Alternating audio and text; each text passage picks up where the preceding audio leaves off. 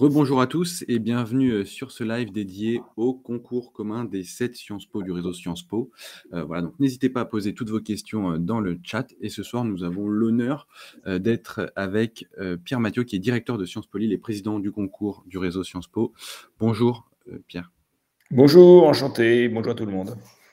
Alors peut-être dans un premier temps, je vais vous laisser vous présenter à celles et ceux qui nous regardent.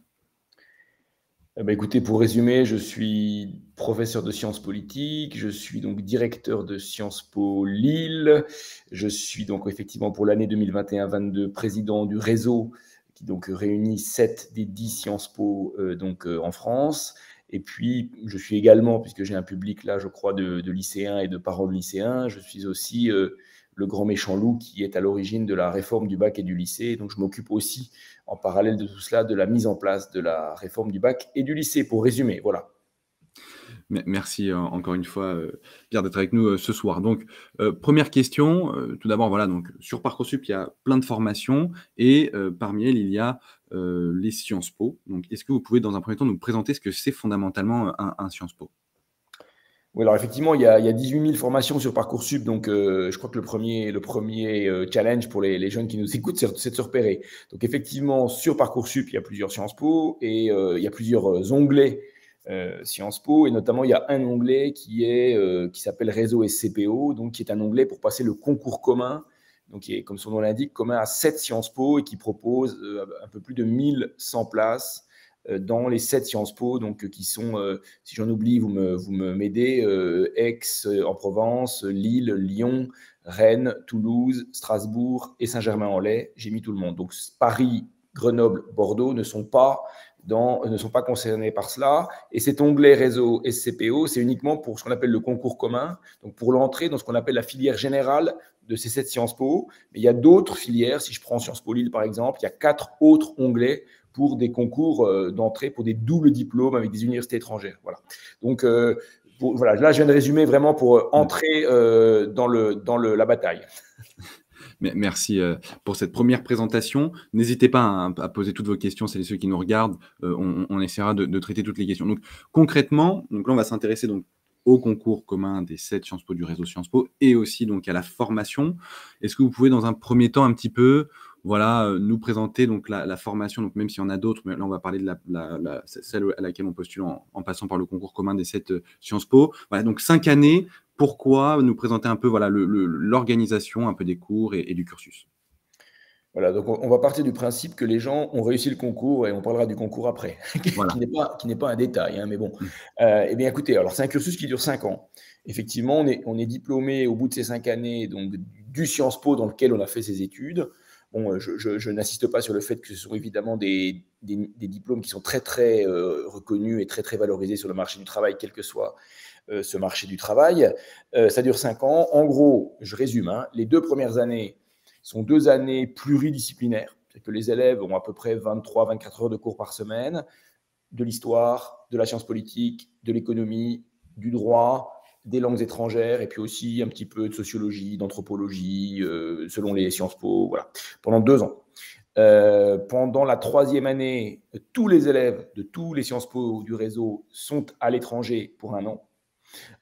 Soit à l'université, soit en mobilité mixte entre l'université et un stage, mais 1 an complet à l'étranger. Alors, je rassure tout de suite les parents et les élèves, nous avons les accords avec les universités étrangères pour permettre cette mobilité. Dans le cas de Sciences Po Lille, il y a plus de 200 accords avec des universités dans le monde entier.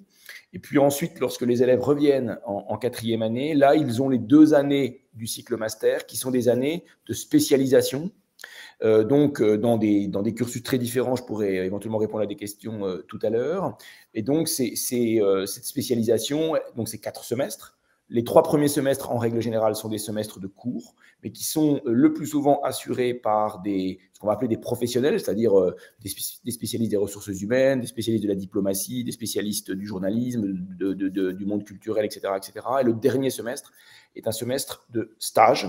Voilà. Et dans ces cycles master, on a des doubles masters. Donc, si je prends Sciences Po Lille, je m'en excuse, mais c'est celui que je connais le mieux. Nous avons un double master avec l'école de journalisme de Lille, le SJI, un double master avec le programme Grande École de l'EDEC, un double master avec l'école centrale de Lille. Donc là, les élèves, au bout de ces 2 ans, sont double diplômés. Ils sont diplômés de chez nous et ils sont diplômés de l'EDEC, de l'ESJ ou de Centrale, par exemple. Voilà.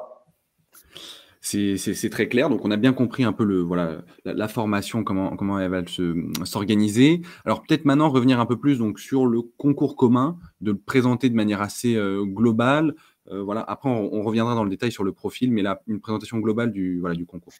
Alors, donc, d'abord, les 2 années qui viennent de se passer, le concours d'entrée a été très fortement perturbé, voire carrément annulé du fait de la Covid. Donc, pour 2022. Donc, bien entendu, sous réserve que tout se passe bien avec la Covid, mais on va partir du principe que tout va aller pour le mieux. Donc, c'est un concours qui est ouvert aux bacheliers et au bac+1. Première chose extrêmement importante, donc les bac+1 repassent par Parcoursup pour s'inscrire à ce concours. Il y a des épreuves écrites qui auront lieu le samedi 23 avril, donc la veille du 2e tour de l'élection présidentielle, qui auront lieu dans les villes, dans les 7 villes dans lesquelles il y a des Sciences Po, plus dans quelques lycées français de l'AEFE, donc à l'étranger, plus dans tous les territoires ultramarins. À la même heure, les mêmes épreuves. 3 épreuves ce jour-là, une épreuve de questions contemporaines qui dure 3 heures et qui fait 3 coefficients de ce concours, et ce sera une dissertation qui portera sur l'un ou l'autre des 2 thèmes de révision qui ont été donnés, qui ont été portés à connaissance au mois de juillet dernier, qui sont la peur et révolution avec un S. D'accord ? Donc, il y a 2 sujets qui sont donnés aux élèves. Ils en ont un à traiter en 3 heures, comme une dissertation. Alors, ça n'est pas une dissertation de philosophie ou d'histoire ou de français. C'est une dissertation dans laquelle les élèves sont invités à mixer un petit peu les compétences, les connaissances, etc. COEF 3. Ensuite, l'après-midi, il y a une épreuve d'histoire qui porte sur le programme de terminale du tronc commun de la réforme du bac. D'accord ? Et la nature de l'épreuve, donc le type d'exercice qui est proposé, c'est le type d'exercice que les élèves travaillent en terminale, donc du commentaire de document. D'accord ? Coefficient 3.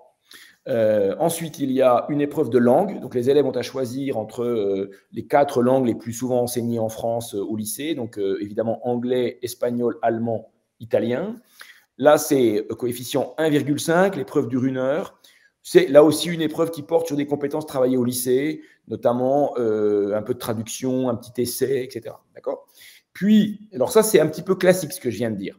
Et on ajoute, du fait de la réforme du bac, c'est très important ce que je vais dire. D'abord, on va prendre les 2 notes des épreuves de spécialité que les élèves de terminale vont passer au mois de mars. On va prendre leurs 2 notes, quelle que soit la spécialité suivie, que ce soit maths, physique, histoire, géo, SES, on s'en fiche. On va prendre ces 2 notes, on va en faire la moyenne et ça sera coefficient 1 pour ce concours.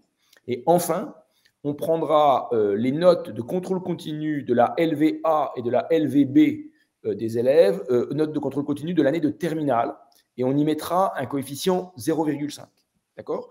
Donc, vous avez compris qu'au total, il y a des épreuves écrites qui sont passées sur un jour donné dans les Sciences Po, et puis il y a pour coefficient 1 et coefficient 0,5 des résultats obtenus durant l'année de terminale. Voilà. Donc, ça fait un classement. Au total, il y a un classement. Et puis, voilà, les places sont proposées en fonction du classement. Je voudrais juste insister sur le fait, j'ai commencé à le dire tout à l'heure, que l'année dernière, enfin en 2021, il y a eu pratiquement 14 000 candidats pour donc 1150 places de mémoire. Et nous avions déclaré 2500 candidats lauréats, d'accord ? Donc, vous avez compris tout de suite que le ratio nombre de candidats, nombre d'admis est très particulier, très sélectif. Bon, évidemment, c'est le prix à payer pour le fait que nous sommes des établissements très, très, très, très demandés.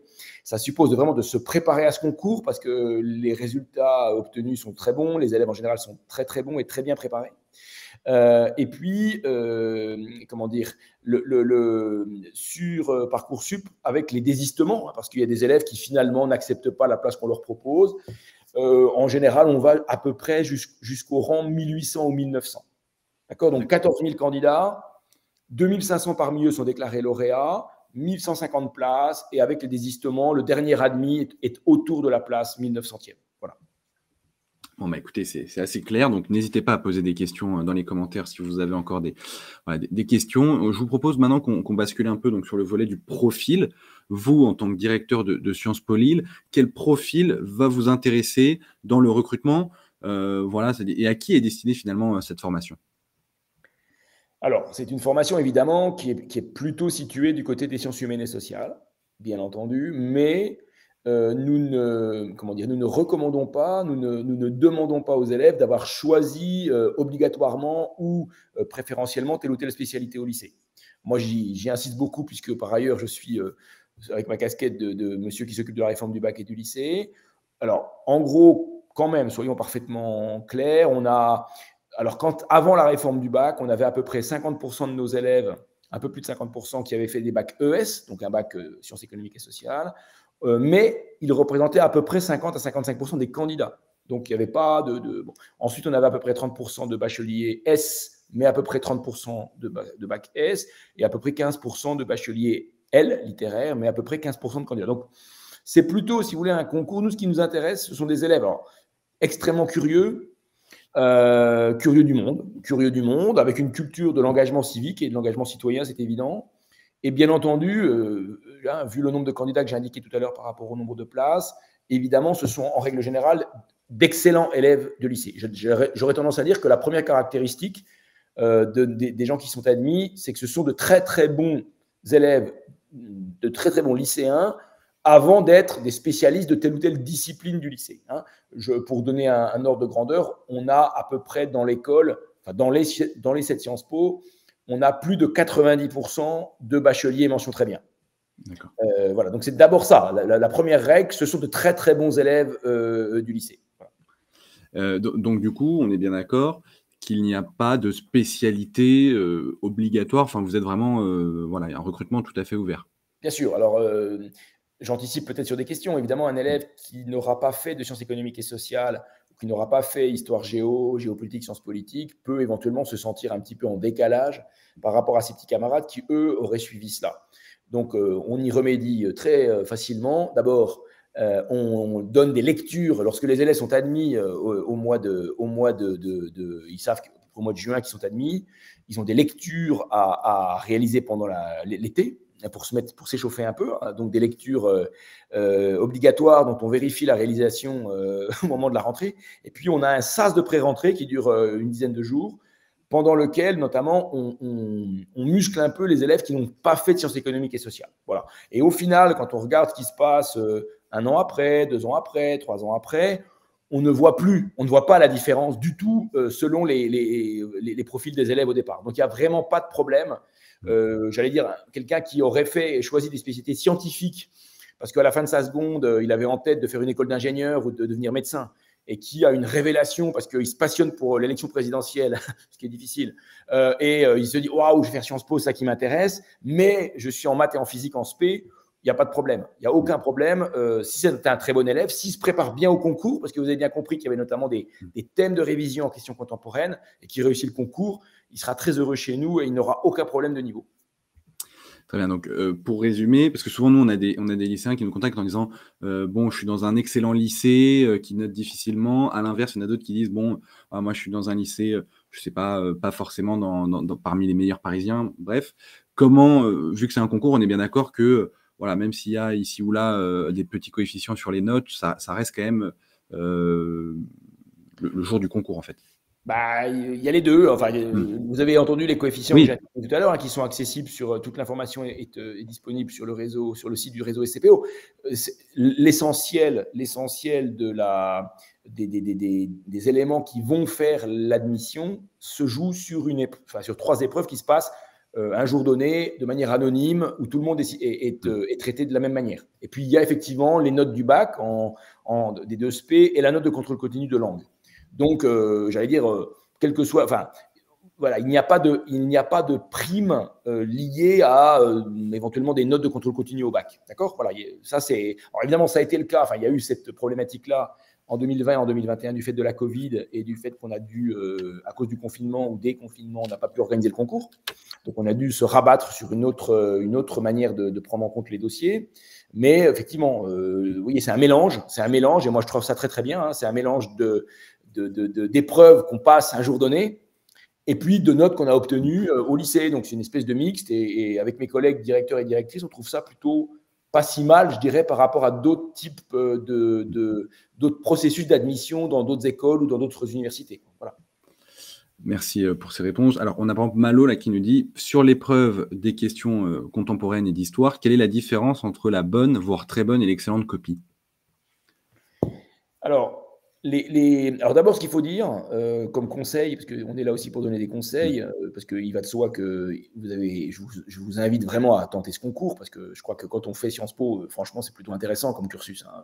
C'est d'abord ce que j'ai tendance à dire, c'est que avant de penser à combien on va gagner après, etc., dites-vous que c'est 5 années pendant lesquelles on apprend énormément de choses, pendant lesquelles on a une vie associative qui est très intéressante, il y a plein de conférences, donc on ressort de ces 5 années grandis dans tous les sens du terme, un an à l'étranger, etc. Donc je mets ça de côté, je pense que vous en êtes tous convaincus, toutes et tous convaincus.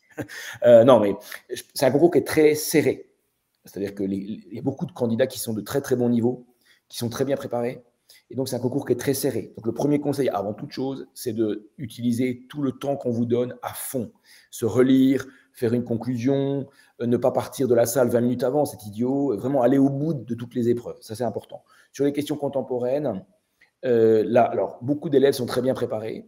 Ce qui a un handicap, c'est que souvent les copies se ressemblent parce qu'ils ont été préparés dans des prépas qui sont des prépas un petit peu cousines, avec le même type de références bibliographiques qui ont été données par leur préparateur. Donc les copies sont souvent bonnes, mais elles se ressemblent beaucoup.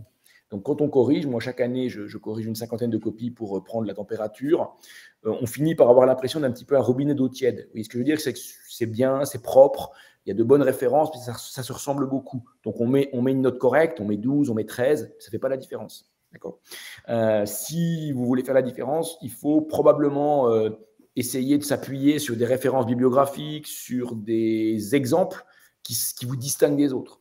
Vous comprenez ce que je veux dire? Vous voyez, le fait de faire une prépa, de bien se préparer, c'est une garantie d'être dans le peloton.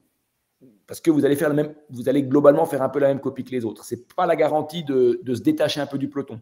Vous voyez, bon, voilà. Donc il faut essayer de mêler les deux. Vous préparer, donc au risque, c'est pas un risque, mais de citer un petit peu les mêmes exemples, les mêmes auteurs que beaucoup de vos camarades et concurrents. Ça serait bien aussi, de citer parfois, d'avoir votre petit jardin secret, d'être capable de citer des exemples ou des auteurs qui vont vous distinguer. Parce que vous voyez, quand vous corrigez plein de copies, comme on le fait nous, les profs, parfois, quand on a une copie qui se distingue, avec une approche un peu différente, avec un ou deux exemples un peu différents, je ne vous cache pas qu'on est plutôt sympathique en termes de notes. J'ajoute une chose très importante, la forme. Vous voyez, des choses toutes bêtes, mais je le redis, il faut que le plan, en lisant l'introduction, il faut qu'on comprenne à peu près où vous voulez aller. D'ailleurs, ça veut dire aussi ne pas hésiter à sauter à la ligne, à mettre bien de l'organisation qui permet au correcteur de comprendre vraiment des annonces de plans qui nous permettent de se dire, OK, très bien, on a compris ce dont il ou elle veut nous parler. Je dis il ou elle parce que c'est anonyme, donc on ne sait pas qui c'est. Et puis, faites gaffe aux fautes. C'est-à-dire que il y a quand même, disons-le entre nous ici, un petit souci de maîtrise de la langue française, et nous, on fait quand même partie des vieux cons qui n'aimons pas trop les fautes. Donc ça veut dire qu'une bonne copie avec de bonnes idées, de bons exemples, mais avec beaucoup de fautes, n'aura pas une bonne note. Et vu la sélectivité du concours, si vous avez 10-11, c'est un peu râpé, quoi. D'accord. Donc faites gaffe. Donc, quand je disais tout à l'heure, utilisez tout le temps qui vous est donné. Sur l'épreuve de questions contemporaines qui dure 3 heures, gardez-vous 10 minutes à la fin, vous posez le crayon, c'est fini, vous relisez. Parce que si vous arrivez à dénicher 5 ou 6 fautes et à les corriger, c'est probablement 1 point ou 2 points de plus au final. Et avec coefficient 3, ça fait 6 points. Et 6 points, ça peut faire quelques centaines de places au concours. Ce n'est pas une blague. Voilà. Merci Pierre pour ces réponses. Alors, Elena nous dit, conseillez-vous de faire une prépa? Et c'est vrai qu'on a souvent la question aussi, peut-on réussir sans faire de prépa à ce concours? Alors, il y a 2 manières de comprendre cette question. D'abord, il y a ceux qui, peut-être, et c'est normal, se disent, bon, je vais tenter Sciences Po l'année du bac, mais ce n'est pas si évident que ça de le réussir. Hein. Je rappelle les chiffres de tout à l'heure. Et qui se disent, bon, dans Parcoursup, je vais cocher Sciences Po, le réseau, parce que je vais le tenter, je me prépare, etc. Et puis, qu'est-ce que je fais l'année prochaine? Et puis, il y a ceux qui sont peut-être en terminale ou en première et qui se disent, il faut que je me prépare. Donc, il y a 2 choses. Alors oui, c'est un concours qui se prépare. c'est un concours qui se prépare. On ne peut pas arriver les mains dans les poches, à mon avis, le jour du concours, en disant « Ah oui, il y a 2 thèmes, ça s'appelle peur et révolution, je vais emporter le morceau ». C'est risqué, hein, ou alors il faut être extrêmement fort parce que les autres, eux, ils sont préparés. Donc ça se prépare. Après, la question, c'est comment ça se prépare. Alors nous, le réseau SCPO, on a pris la décision depuis pas mal d'années de labelliser et de recommander une prépa qui s'appelle Tremplin, avec laquelle on travaille. Il y a une charte de bonne conduite, une charte éthique qui est très, très serrée, très, très sérieuse. Et cette prépa fonctionne bien. Il y a pas mal de lycées aussi qui proposent des prépas le mercredi après-midi sous l'autorité d'un prof qui est volontaire pour le faire, c'est très bien. Il y a des élèves qui se préparent à quelques-uns entre eux, qui bossent entre eux, c'est très bien aussi. J'aurais tendance à vous dire, voilà, il y a plusieurs méthodes. Depuis la méthode artisanale, je bosse avec 2-3 copains, avec un prof, jusqu'à la méthode qui existe aussi, je le sais, malheureusement, je suis plutôt contre, mais de passer une semaine aux vacances de Pâques dans telle ou telle boîte à prépa à Paris ou ailleurs. Ça, j'y peux rien, mais bon, j'aurais tendance à dire, moi, le leitmotiv, c'est il faut vous préparer d'une manière ou d'une autre. Si vous vous sentez capable de vous préparer avec un pote, avec vos parents, avec votre grand frère, votre grande sœur qui est là pour relire vos machins et vous êtes capable de vous discipliner pour chaque semaine, bosser 2-3 petites choses liées au concours, faites-le comme ça. Si vous avez besoin, pour des raisons de motivation, disons de discipline, d'être dans un collectif, faites-le dans un collectif. Après, il y a les questions de fric, on a plus ou moins du fric pour le faire, etc., etc. Mais en tous les cas, il faut se préparer. On ne peut pas arriver au concours, à mon avis, hein, c'est très risqué d'arriver au concours en se disant, bon, de toute façon, je verrai bien. Là, vous allez bien voir, c'est clair. Vous allez voir, des étoiles. Et puis, l'autre question que je me pose à moi-même par rapport à la question, c'est si je n'ai pas Sciences Po, qu'est-ce que je fais l'année prochaine en termes de vœux? En gros, quand on regarde d'où viennent les Bac+1 qui réussissent, on va dire c'est à peu près 50-50 des gens qui ont fait une L1, une L1 classique dans laquelle il y a plus ou moins une prépa Sciences Po. Donc une L1 d'histoire, d'économie, de sciences politiques, de droit, etc., dans lequel il y a une prépa Sciences Po, notamment la L1 d'histoire, prépa Sciences Po qui est à l'Université de Lille, qui est très bonne, franchement, que moi je recommande. En plus, elle est quasiment gratuite puisque c'est l'université. Puis l'autre moitié, c'est des gens qui ont fait des prépas, alors dans 2 catégories, les prépas classiques Hippocagne, prépa HEC, etc., ou d'autres qui ont fait des prépas du type Cato de Paris, Cato de Lille, vraiment des prépas dédiés à Sciences Po. C'est à peu près 50-50 et ça renvoie, je pense, à des préférences des élèves. Les prépas à l'université sont probablement plus… Enfin, il y a moins d'heures de cours, les élèves ont peut-être l'impression d'avoir plus de temps pour eux, etc. Mais elles sont en même temps plus… vous êtes moins tenus, si vous voulez, ça relève plus de la discipline personnelle. Les prépas du type Hippocagne, etc., sont au lycée avec disons, une police du fonctionnement qui est beaucoup plus forte, avec disons, du contrôle des élèves beaucoup plus important. Donc, c'est plus facile, entre guillemets, de travailler parce qu'on est dans un groupe. Mais il y a beaucoup d'heures de cours et ce n'est pas toujours facile de se préparer spécifiquement à Sciences Po parce qu'il y a plein de travail, etc. Voilà. Donc, c'est une question vraiment de feeling personnel. D'accord. Merci. Alors, je relis, on a pas mal de questions. Je vous propose qu'on avance un petit peu sur les prépas. Voilà, c'est vrai qu'il y a beaucoup de questions. Il y a encore Pauline qui nous met quel pourcentage d'admission sans prépa spécifique et voilà, quelle solution alternative sans prépa payante, je présume je pense en terminale ou en première. En fait, comment dire, on demande pas aux élèves s'ils se sont préparés spécifiquement au concours parce qu'en fait, souvent ils vont nous dire qu'ils ne se sont pas préparés. Donc, on ne sait pas trop en fait. Moi, ce que je réponds, c'est que vous pouvez tout à fait. Je pense que vous pouvez tout à fait vous préparer. Tout seul. Voilà. Alors, je ne vais pas faire le vieux con en disant que moi, quand j'ai fait Sciences Po Paris il y a très longtemps, comme je ne savais pas qu'il existait des prépas, je m'étais préparé tout seul.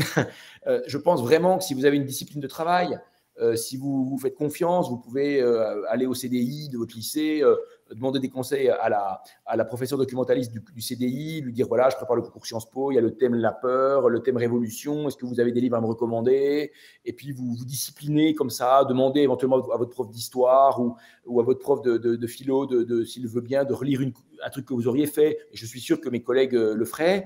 Donc ça, c'est la version, je dirais, artisanale, mais en même temps qui est très motivante parce que vous dites, bah voilà, je me prépare tout seul, on va voir. Et puis, à l'autre bout, si vous avez de l'argent, etc., évidemment, il y a d'autres moyens de se préparer. Pour ce qui est de la prépa tremplin, bon, là, on est déjà au mois de novembre, mais c'est encore possible, je pense, de l'intégrer. C'est une prépa uniquement en ligne et c'est une prépa dans laquelle il y a un tarif pour les boursiers. Donc, c'est quelque chose comment dire, peut être possible. Je ne me rappelle plus des prix, mais dans mon souvenir, ce sont des prix tout à fait corrects. Merci Pierre-Mathieu pour toutes ces réponses. Alors, je vous propose qu'on avance un petit peu donc sur maintenant revenir un peu à Sciences Po, enfin une fois qu'on a intégré l'école, enfin l'établissement. Donc, par exemple, une semaine type, est-ce que vous pouvez nous présenter, voilà, par exemple, si en première année, comment ça va se passer, l'intégration et puis les cours, voilà, pour donner l'exemple de la première année une fois qu'on intègre Sciences Po. Alors, ce sont des grandes écoles, par, je pense, la qualité du diplôme qu'on propose, mais ce sont des petites écoles en taille.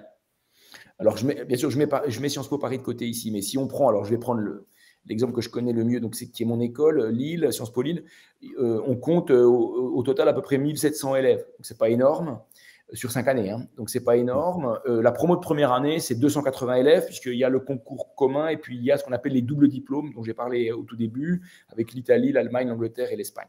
Donc, 280 élèves en première année qui sont dans des classes de 20 élèves. Dans des classes de 20 élèves. Donc, une semaine type, c'est 24 heures de cours qui sont réparties en à peu près 12 heures ou 10 heures de cours en amphithéâtre. Donc, des cours de 2 heures en amphithéâtre. Histoire, droit, économie, sciences politiques, sociologie, géographie, etc. en amphi. Ces cours-là, l'assiduité n'est pas obligatoire, mais évidemment, elle est fortement recommandée. Et puis, par ailleurs, ce qu'on appelle dans le jargon Sciences Po des conférences de méthode, ou si vous préférez des TD, hein, pour ceux qui ont plutôt une culture fac. Là, les élèves sont donc par groupe de 20, et ils ont chaque semaine une classe d'1h30 de droit, 1h30 d'économie, 1h30 de sciences politiques, 1h30 d'histoire, 2 heures de LV-A, 2 heures de LV-B. D'accord ? Là, la présence est obligatoire, je rassure les parents, présence obligatoire, absence sanctionnée, contrôle des élèves, etc. Ils sont 20. Donc, ça veut dire aussi une qualité de suivi, de relations interpersonnelles qui est très importante. Et depuis le Covid, on a mis en place un système de profs référents. Donc, il y a un enseignant qui suit un groupe, parce que les élèves sont ensemble hein, dans leur conférence de méthode. Ils sont dans la même classe tous ensemble, ce qui favorise leur intégration. Donc, il y a le prof, moi, par exemple, je suis un groupe d'élèves de première année. Toute l'année, je suis là pour leur donner des conseils. On va boire un verre ensemble une fois par tous les 2 mois pour faire le point, etc. etc. Bon, oui, il y a une dimension quand même assez familiale dans ces établissements-là. Moi, en tant que directeur, je ne vous cache pas, au bout de 5 ans, je connais énormément d'élèves. Parce que, voilà, donc il y a ça. Donc, on bosse. Alors, il y a beaucoup de boulot. Ce qui est compliqué pour les élèves qui arrivent de terminale, c'est qu'évidemment, ils passent d'un système où ils avaient une trentaine d'heures de cours par semaine, présence obligatoire, etc., etc., à un système où ils ont certains jours 2 heures de cours, un autre jour 8 heures de cours. Donc, il faut prendre la mesure de cette liberté, en quelque sorte, d'accord, avec du travail, des exposés à préparer, des lectures, plein de choses à faire, hein, des travaux collectifs, des travaux individuels, etc., etc. Il y a des partiels. Pour les cours en amphi, il y a des partiels en janvier et en mai. Et puis, il y a des notes obtenues durant l'année, quand ils font un exposé, quand ils font une fiche de lecture, etc., etc. Donc, cet ensemble donne les résultats de la première année. Alors, je rassure les parents et les élèves, c'est très exigeant, bien entendu, mais en gros, 70% des élèves obtiennent leur année en première session, 30% vont au rattrapage, comme on dit, et on a extrêmement peu de redoublement parce qu'on a affaire à des élèves qui sont sérieux, puis qui sont surtout très suivis. C'est-à-dire que dès qu'un élève commence un petit peu à décrocher, en fait, on le convoque, on l'invite à venir nous voir, à discuter avec lui ou avec elle. Enfin, voilà, je répète, ce côté très familial qui est un de nos points forts. Donc, il faut savoir se discipliner, mais il y a du temps à côté. Et c'est une école aussi, et ça j'y insiste, hein, c'est une école qui se distingue par... tous les Sciences Po se distinguent par la qualité de leur vie associative. Il y a une énorme vie associative dans tous les sens, hein, militante, plus festif, etc., etc. Donc, il y a tout ça. Alors, le festif, je rassure tout de suite les parents, on est très au point et très en pointe maintenant sur toutes les problématiques de harcèlement, de violence, etc., etc. Je peux vous dire qu'on fait hyper gaffe et que maintenant, tous nos élèves sont formés et formés, encore formés et reformés, etc., etc. Donc, on est plutôt au carré. Et puis, on a à côté de ça beaucoup de conférences.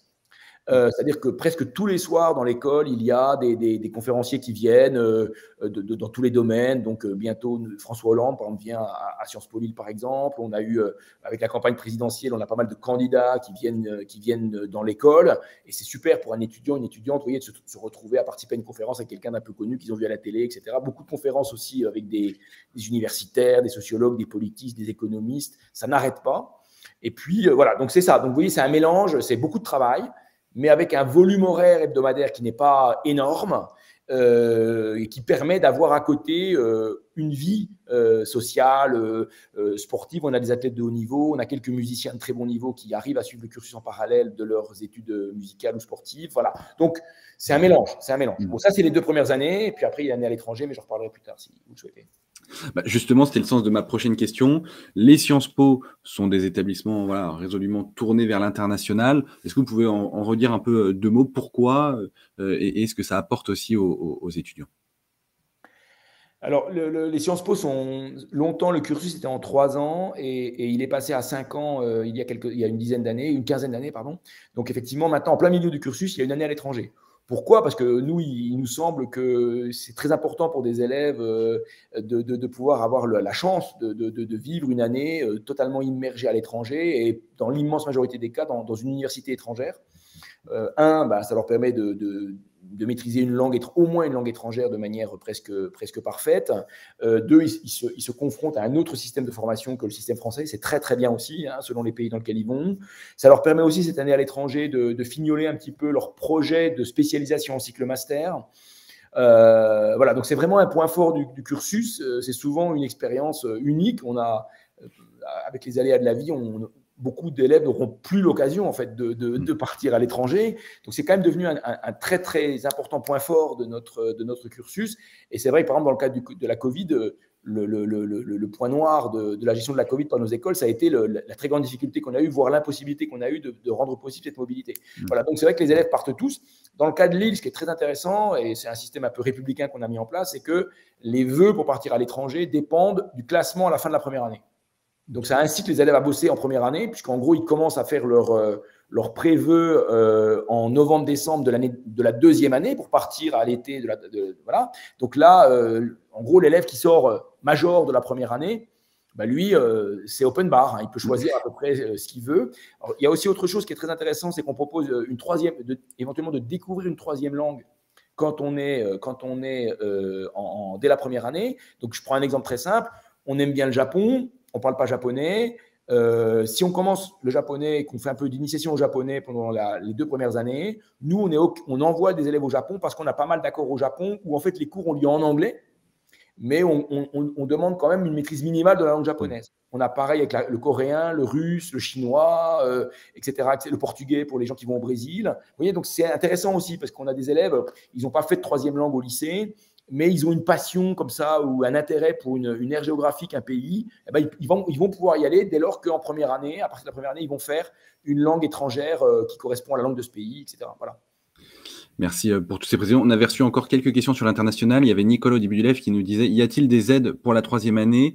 Et on avait reçu donc du coup tout à l'heure une question d'Héloïse plutôt sur les langues, mais vous y avez aussi répondu. C'est quelles sont les langues que l'on peut choisir en LVA, LVB? Alors la LVA, c'est la langue du concours. Qu'on a passé au concours. Ensuite, les LVB, il y a les 4 langues que j'ai dites tout à l'heure, anglais, allemand, espagnol, italien. Et puis en plus, il y a de mémoire pour Lille, parce que je ne veux pas parler pour mes camarades des autres Sciences Po, pour Lille, il y a chinois et russe. Et puis après, on propose en découverte notamment l'arabe. Et puis comme on est évidemment rattaché à l'université de Lille, on propose aussi en LVC, en 3e langue, la possibilité de suivre une langue que propose l'université. Donc là, vous avez une palette de choix qui est extrêmement important, soit en découverte, soit pour des élèves qui ont déjà commencé cette langue avec des niveaux de langue. Pour ce qui est des aides, bah écoutez, alors c'est très simple. Alors là encore, je vais parler pour mon école. Alors évidemment, si vous partez dans l'espace qu'on appelle Erasmus, donc disons l'espace européen au sens large, vous avez une bourse Erasmus, évidemment. Si vous êtes boursier du Crous, vous avez également la bourse Crous qui peut venir se cumuler avec la bourse Erasmus. Le Conseil régional des Hauts-de-France attribue également des bourses. Alors, pas pour tout le monde, mais attribue également des bourses. Donc, c'est la 3e source de bourse possible. Et nous, l'école, pour ce qui est de mon école, on attribue à peu près 300 000 € par an de bourse sur critères sociaux, mais aussi sur critères d'éloignement géographique et de cherté de la vie. Donc, autrement dit, un élève, disons, qui n'est pas boursier, mais qui part en Norvège, peut demander une bourse au titre de la cherté de la vie. Un élève qui part à Singapour peut demander à la fois une aide pour cherté de la vie et une aide pour éloignement. D'accord, voilà. Donc, ce qui fait qu'un élève, alors, disons un élève boursier, disons un élève de milieu modeste qui est boursier des échelons élevés du Crous, peut pratiquement avoir 1 000 € par mois. Donc, nous, notre credo, c'est qu'un élève, il n'est pas pensable qu'un élève renonce à une mobilité géographique pour des raisons sociales, d'accord, donc économiques. Donc, on fait l'effort pour que ça soit possible. Voilà. Merci encore une fois pour toutes ces réponses très claires. Alors, peut-être pour avancer un petit peu, j'aimerais qu'on ouvre un peu le volet des débouchés. Ça veut dire après le bac plus 5 qu'on aura, quel type, même si on a compris que ça allait être très varié en fonction de la spécialisation, mais quel type de métier va-t-on pouvoir exercer après un Sciences Po? Alors, j'aurais tendance à dire que c'est extrêmement vaste. C'est-à-dire que, en gros, on va dire, en dehors peut-être des métiers de soignants, hein, de médecins, pharmaciens, etc., et des métiers d'ingénieurs, je pense que tous les autres métiers sont accessibles. Alors, il y a évidemment les métiers qu'on attend assez classiquement pour des gens qui sortent de Sciences Po, donc aux fonctionnaires, journalistes, etc., mais aussi, bien sûr, dans le domaine des ressources humaines, dans le domaine dans le monde associatif, dans le monde de l'humanitaire, dans la magistrature, les avocats. On a beaucoup de gens qui deviennent avocats, beaucoup qui deviennent professeurs, soit au lycée, soit qui font un doctorat et qui deviennent universitaires. Moi-même, voilà, je suis universitaire, j'ai fait Sciences Po. Franchement, j'aurais presque tendance à dire qu'il n'y a vraiment pas beaucoup de limites à la palette de possibilités. Ça, c'est la première remarque, vraiment. Bon. Et puis aussi, ce qui est très intéressant, me semble-t-il, hein, bien sûr, je fais un peu la pub de nos écoles, mais c'est que comme c'est une formation qui est aussi généraliste, je suis sûr que nous formons des élèves adaptables à des situations très diverses. Et ce qui est très intéressant, c'est que quand on réunit, par exemple, 10 ans après une promo qui est sortie, je sais pas, en 2011, et qu'on leur demande ce qu'ils font maintenant par rapport à la spécialité qu'ils avaient suivie chez nous en master, une partie a changé d'horizon sans grande difficulté. Vous voyez ce que je veux dire? Donc, c'est ça. C'est à la fois, si vous voulez, la force, c'est pendant les 2 premières années, on continue à se former de façon généraliste. La 3e année, on part à l'étranger, on commence à mûrir son projet. Les 2 années suivantes, on se spécialise. On se spécialise dans des domaines très divers et très avec beaucoup de domaines. Et après, on commence à travailler.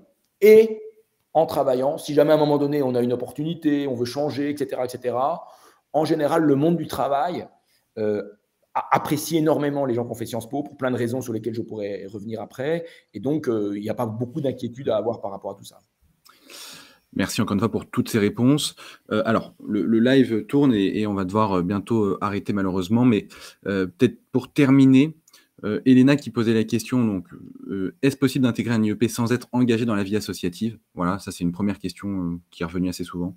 Alors, dans le cas du réseau SCPO, Elena, vous avez entendu tout à l'heure ce que j'ai expliqué sur la manière d'entrer dans l'école. Nous ne demandons pas de CV ou de lettre de motivation. D'accord?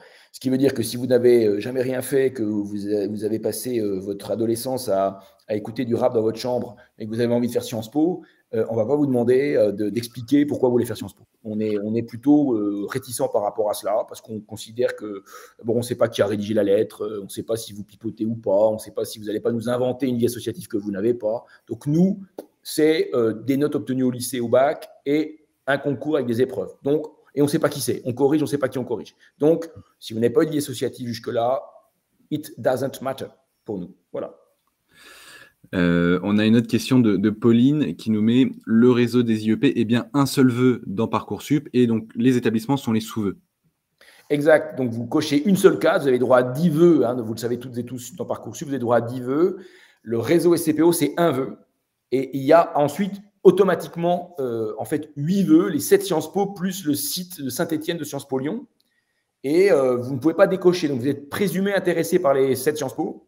Et puis ensuite, évidemment, si vous êtes lauréat du concours, vous allez avoir des places. Et si au début, on vous propose Sciences Po X, mais que vous rêvez d'avoir Sciences Po Y, vous pouvez attendre. etc., etc. Voilà. Parfait. Et peut-être pour terminer ce live, voilà, si jamais, c'est aussi une possibilité, si jamais on est refusé, quelles vont être les options? Vous avez parlé donc d'éventuelles licences avec des prépas, mais voilà, à quel autre moment on peut réintégrer un Sciences Po Alors d'abord, il ne faut pas désespérer et déprimer, hein. Je rappelle, de 14 000 candidats, 1150 places, on est allé jusqu'au 1900e. Donc si vous n'avez pas le concours, vous pouvez très bien ne pas avoir le concours en ayant réalisé un très beau concours avec de très bonnes notes. Donc pas de déprime par rapport à ça. Franchement, il faut rester zen, d'accord? Le concours commun, c'est bac 0, bac plus 1. Donc, vous pouvez le repasser à bac plus 1. Donc, autrement dit, si vous ne l'avez pas l'année du bac, vous pouvez retenter l'année suivante. Entre guillemets, vous perdez un an parce que vous recommencez en première année, mais bon, c'est pas si grave. Donc, vous y repréparez en choisissant effectivement le meilleur bac plus 1, en tout cas celui qui vous intéresse le plus. C'est ça la clé, celui qui vous intéresse le plus. Et puis, autrement, et si vous ne l'avez pas à nouveau à bac plus 1, sinon, la voie d'entrée ensuite, c'est avec 180 crédits ECTS, donc un bac plus 3, si vous voulez, hein, d'accord. Et là, vous entrez directement en master. Donc là, la candidature, c'est Sciences Po par Sciences Po. Il n'y a pas le réseau. C'est Sciences Po par Sciences Po. Et vous candidatez plus précisément à un master dans un Sciences Po, d'accord. Là, il n'y a pas de limite de candidature. Et puis, si vous entrez pour 2 ans seulement, entre guillemets, mais bien entendu, donc les 2 années du cycle master, mais bien évidemment, à la fin, vous êtes diplômé comme les autres. Vous avez le même diplôme que vos camarades qui, eux, seraient rentrés en première année.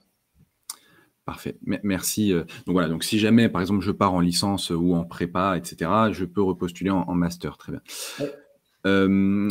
Pour terminer, voilà, est-ce que vous auriez un dernier conseil, un dernier message à délivrer aux lycéens, lycéennes, parents qui nous regardent? Eh ben, si vous avez envie de faire Sciences Po, j'allais dire, faites-le. Préparez-vous, passez le concours. N'ayez pas peur parce que le nombre de candidats vous apparaît énorme par rapport au nombre de places. C'est jouable, franchement c'est jouable. Si vous ne l'avez pas du premier coup, vous pouvez l'avoir à bac plus 1, vous pouvez l'avoir à bac plus 3, donc franchement ne renoncez pas. Parce que sincèrement, je pense, avant toute chose, je me répète, que c'est un cursus qui est très intéressant. Intellectuellement, en termes de montée en maturité, franchement c'est un cursus extrêmement intéressant, donc ne vous découragez pas.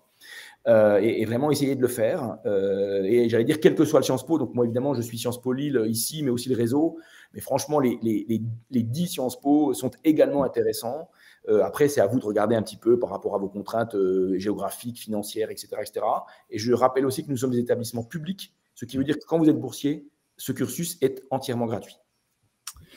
Merci en tout cas pour toutes ces réponses. Pierre Mathieu, je rappelle que vous êtes directeur de Sciences Po Lille, président du concours aussi du réseau Sciences Po. Donc merci à vous pour la collaboration sur ce live. Je rappelle aussi que demain à 17 h, on a un live sur Sciences Po Paris aussi. Donc si jamais ça vous intéresse, vous pourrez aussi regarder ce live-là.